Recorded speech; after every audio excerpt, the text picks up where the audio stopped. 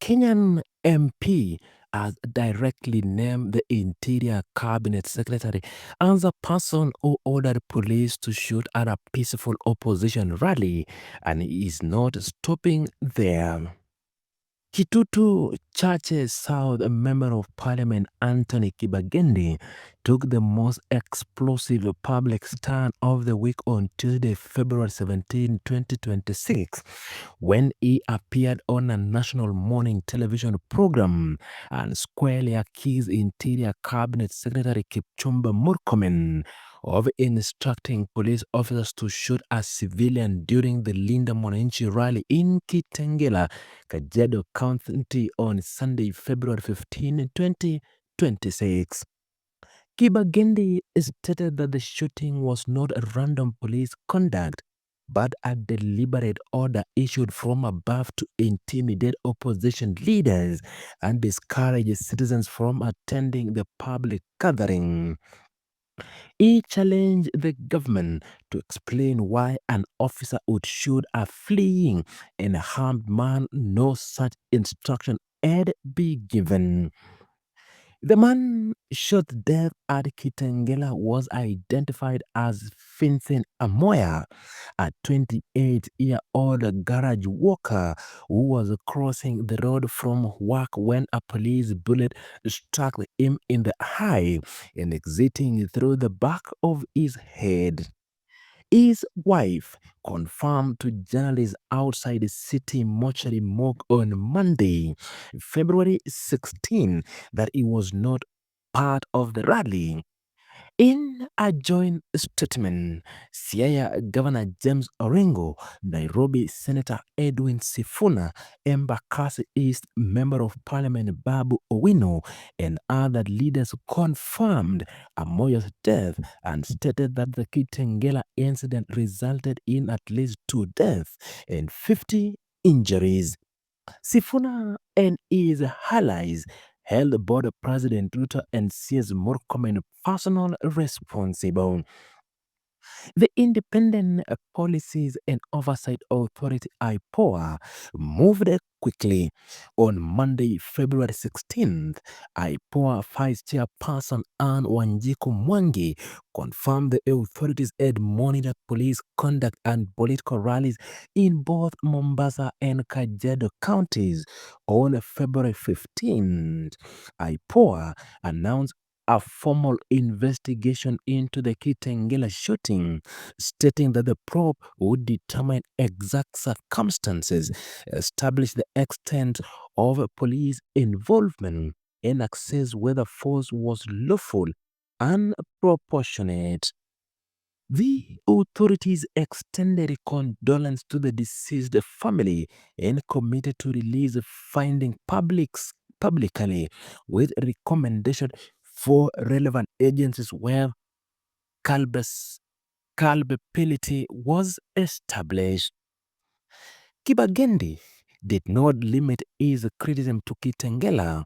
During the same Tuesday interview, he addressed Inspector General of Police Douglas Kanja's refusal to meet with the united opposition leaders who had marched to Vigilant House on Monday, February 16, demanding accountability over a series of police attacks on opposition gathering.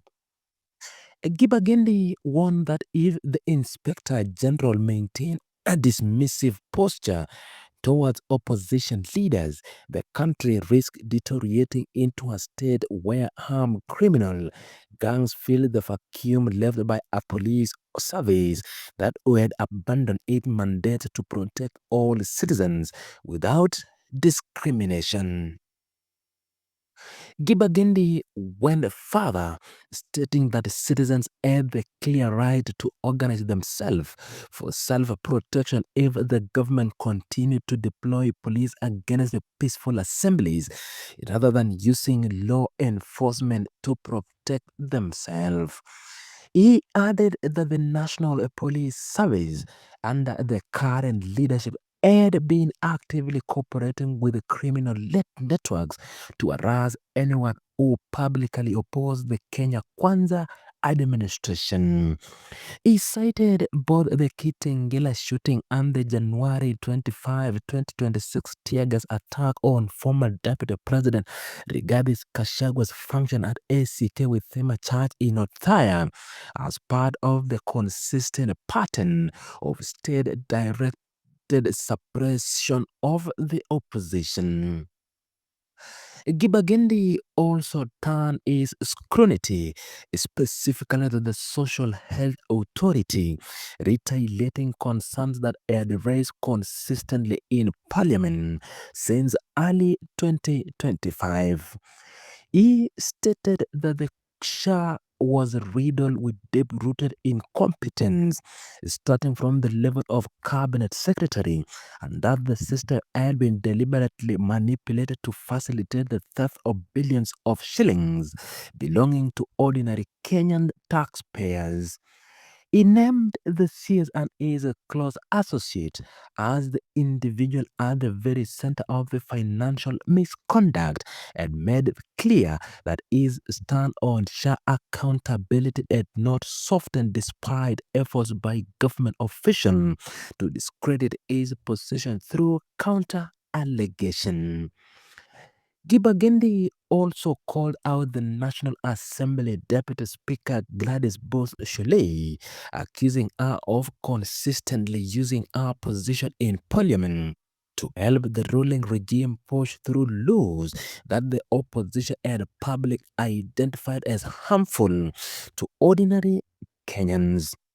He stated that rather than acting as an impartial moderator of legislative debate, she had actively undermined opposition effort to halt harmful legislation and had thereby aided the broader erosion of the institutional checks on the executive power. Kathiani, a member of parliament Robert Mbui, also appearing public on Tuesday, February 17, directed sharp criticism at IG Kanja over his failure to show up for the scheduled February 16 meeting with the United Opposition leaders at Vigilant House.